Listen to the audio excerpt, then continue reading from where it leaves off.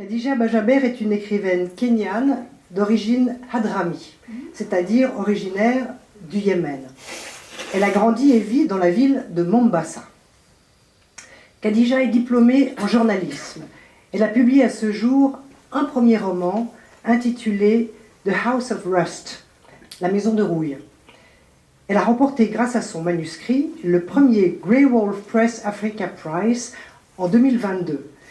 Ce prix, pour un premier manuscrit d'un auteur africain anglophone résidant en Afrique, inclut la publication de son manuscrit aux États-Unis par la maison Graywolf. C'est donc grâce à ce prix qu'elle a remporté qu'elle a pu être publiée, et ceci à une très large échelle pour un premier roman aux États-Unis. Khadija a également reçu pour son roman le prix américain Ursula, qui est le Guin Prize for Fiction. Son livre est un conte dont le style s'apparente au réalisme magique. Sur le passage de l'âge adulte d'une jeune fille hadrami à Mombasa, raconté à travers le prisme de la culture swahili, une culture profondément enracinée dans les régions côtières de l'Afrique de l'Est.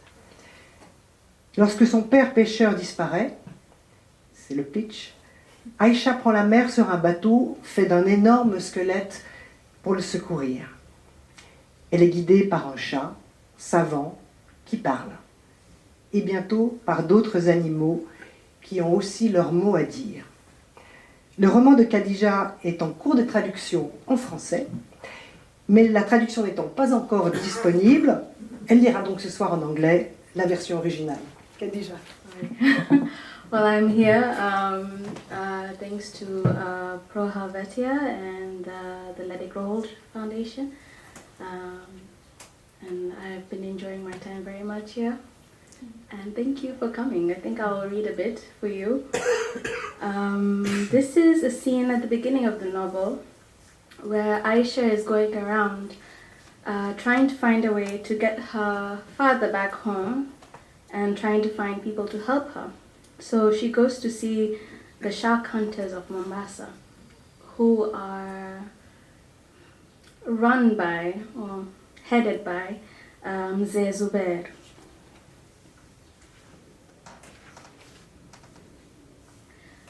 Whatever slivers of the Tudor's shore, not bearded in mangroves, were cramped with rickety mtumbwi. On the rust-eaten hull of a half-sunk speedboat, a man wove his net, pig tugging at the handmade holes. He eyed Aisha with habitual suspicion as she picked along the slippery, algae-moss shore. The sea smelled foul, as if it were turning out whatever dead things were rotting in its bed.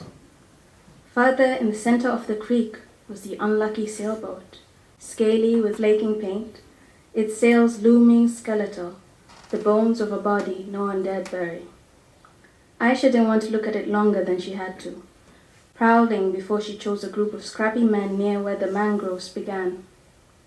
Perched on the thick roots, one of them held a spear whose points trembled keenly, poised over some restless target in the water. Aisha crouched. The spear flew, water bursting. The men laughed around their brother's disappointed mutter. Then all as one, they seemed to take notice of her. "Who is this fishling?" Mzee Zubair huffed. "If you look for someone among these men, do you not possess a brother to send for such inquiries?" "No," Aisha said, standing. "I'm looking for my father. Have you seen him?" A shadow passed over the men's faces, but discomfited courtesy won out. They maneuvered about her, gesturing that she sit. The man sent his spear into the soft sand. It stabbed deep and quivered there as he rushed off. Zubair crossed his legs, balanced on the root with the aloof ease of a feline. "You are Ali's whelp." He spoke not unkindly. The shark hunters of Mombasa were made dangerous by dangerous work. Straightforwardness neared rudeness, but if anyone knew of a sea further than most fishermen dared to go, it would be they. "I understood your company was the last to see my father's boat." He nodded. His treatment of her was refreshing. For now, he answered reasonably, without reminding her that she was a child and a girl with a girl's destiny. "You know the strangest place to catch shark? It'll astonish you." "No, sir." "Near the train tracks that bridge the creek." "Makupa Causeway." Aisha was dubious.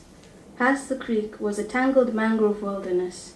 Sharks swimming past the reef, past the port, risking the proximity of human settlements, just to sniff at a measly railway. Zubair didn't seem to care what she believed. Fishermen told tall tales, often, but this one had purpose and intention. Don't put even a toe in that water, I tell you. Little girl like you could wade up right there with your eyes above the surface. Not many go, so not many know. It is a secret I'm sharing with you. Interesting, Mzee Zubair. Aisha frowned. Now my father, it's the metal on the tracks. Whenever a train slides over, it charges the rail. The shark's snout is sensitive to the tiniest electricity, attracting it like a school of fish. He hummed. Now your father, may God keep him, has much the same instinct, but not the teeth that would make it less foolish. In his cocoa of our brain is a reckless silliness that keeps him danger-bound. Aisha's fist curled over her knees. You look like him, Zubair said offhandedly.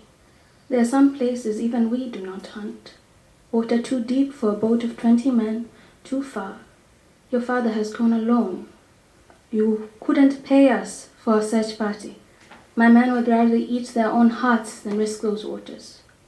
She crunched down on any heated retort when the man with the spear returned. Sun glared off the metal pot. Aisha kept her silence in quiet mutiny as the tea was poured into 2 chipped cups. He offered the first and the nicest to the guest. Aisha took it carefully, not ready for the ugliness of anger to turn into the ugliness of rudeness, and murmured her thanks to the sand. When you saw him last, Aisha began, raising her eyes from where she'd been watching the mint bob in the sweet dark tea. Which direction was he headed? First the direction of the Kaaba and make prostration. A wave of rage rippled through her veins, sparking violently in her fingertips.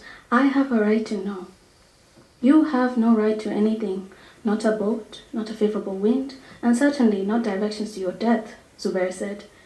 You want your grandmother cursing me.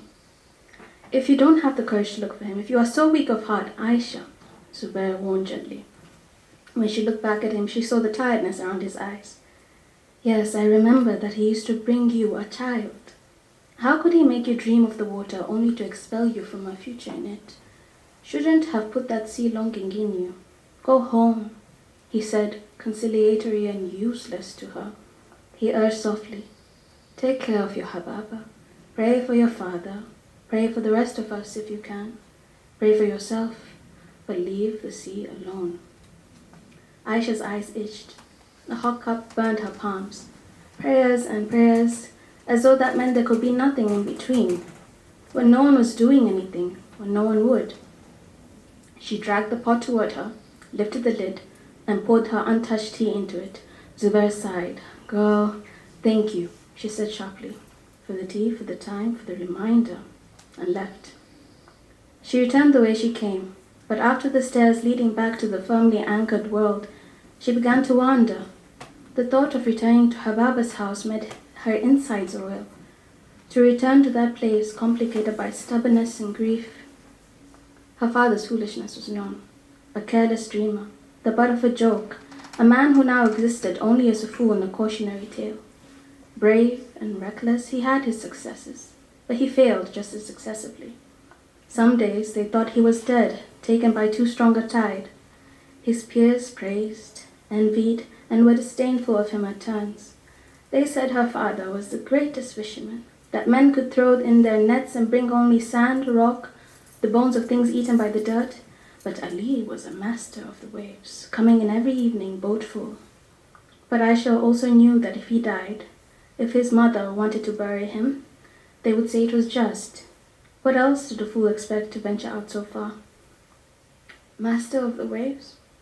Had they seen the dark shape beneath his boat, they'd have killed him out of fear. She had adapted to his temporary absences, but she was not ready for anything more permanent, to bury him.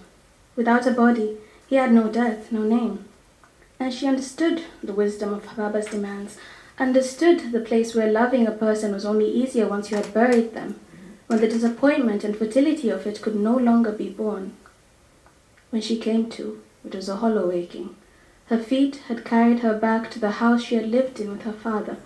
where her mother had gotten sick and slipped away, escaped.